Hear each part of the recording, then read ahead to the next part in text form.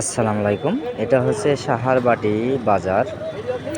আপনার এটা হচ্ছে সাহারবাটি বাজার, রাইতের দৃশ্য। এটা সন্ধ্যার দিকে রাইতের দৃশ্য। মনে করেন যে সব জায়গায় এখন উন্নত হয়ে যাচ্ছে, মানুষজন সব থাকে, দোকান পাশার সব কিছুই বাড়ছে। এখানে আপনার পেঁয়াজি ভাজছে সাহারবাটি মোড়ে, গরম পেঁয়াজি। আপনার এখানটায় গরম শেয়াড়া, পুরি, তারপরে আপনার মোংলাই সবই পাওয়া যায় সাহারবাটি।